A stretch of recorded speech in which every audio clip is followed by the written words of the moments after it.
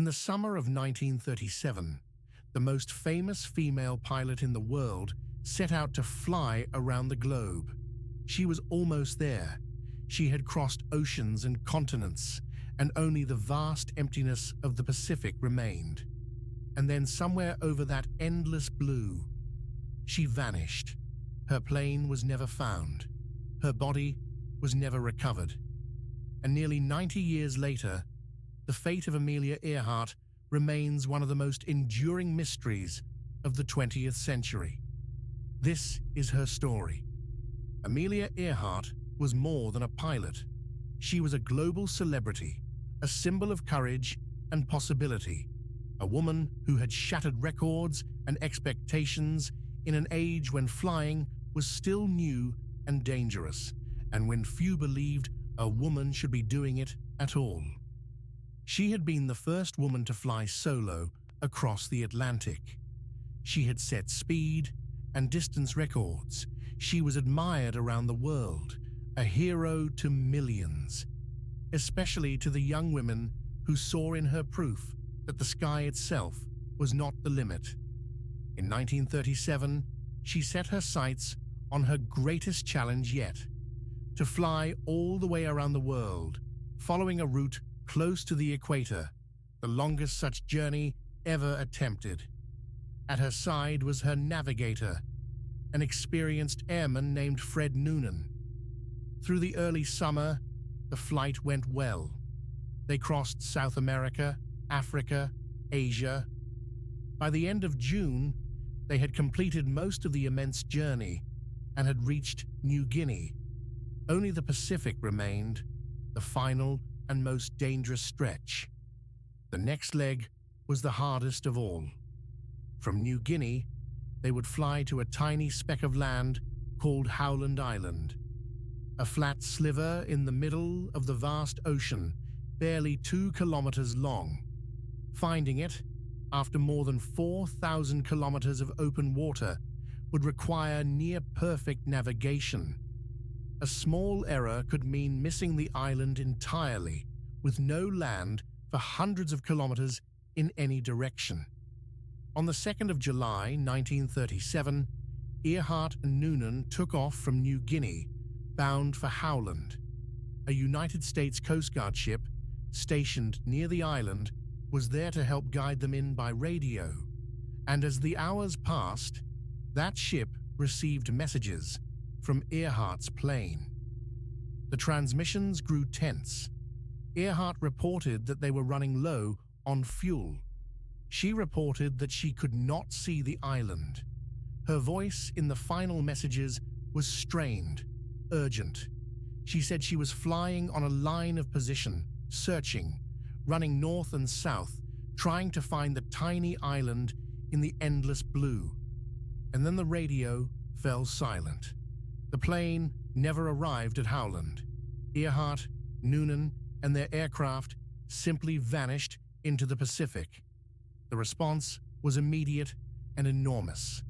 The United States launched one of the largest and most expensive search operations in its history up to that time, scouring thousands of square kilometers of ocean with ships and aircraft. For weeks, they searched. They found nothing. No wreckage, no debris, no sign of the plane or its crew. It was as though the Pacific had simply closed over them. In the decades since, the disappearance has spawned several major theories, each with its passionate believers. The simplest and most widely accepted is that the plane, having run out of fuel while searching for Howland, crashed into the ocean and sank to the bottom, taking Earhart and Noonan with it, somewhere in the deep water near the island. If so, the wreckage may lie kilometers down in one of the most remote stretches of ocean on Earth, perhaps never to be found. A second theory holds that Earhart, unable to find Howland, turned and flew to another island, an uninhabited atoll then known as Gardner Island, today called Nikumaroro. There, the theory goes, the pair landed on a reef, survived for a time as castaways, and eventually died. Supporters of this idea point to artifacts found on the island and to old reports of bones and equipment as possible evidence. But nothing has ever been confirmed beyond doubt. A third, more sensational theory suggests that Earhart strayed into Japanese-held territory and was captured, dying in custody as tensions rose toward the Second World War. This idea has captured the imagination, but credible evidence for it has never materialized. There were also the radio signals. In the days after the disappearance, a number of people, including amateur radio operators, reported hearing faint distress calls that some believed came from Earhart, suggesting she might have come down on land or on a reef and survived, at least for a time, transmitting from the downed aircraft. Some of these reports were dismissed as hoaxes or mistakes, but others have been studied seriously, and to supporters of the castaway theory, they are powerful evidence that Earhart did not simply sink, but lived on for days, sending desperate calls into a void where no one could quite reach her. If true, it is an almost unbearably poignant detail, a hero of the age, alive and calling for help, slipping slowly beyond rescue. Over the years, numerous expeditions have searched the deep ocean and the remote islands, armed with ever more advanced technology, sonar sweeps of the seabed, forensic study of artifacts, even analysis of old photographs claim to show wreckage. Each one has raised hopes. Each one so far has failed to provide the final, definitive answer.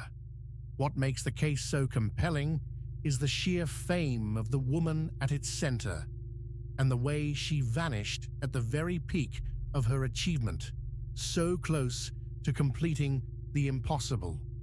She was not lost in obscurity, but at the height of the world's attention, with people listening, quite literally, to her final words over the radio.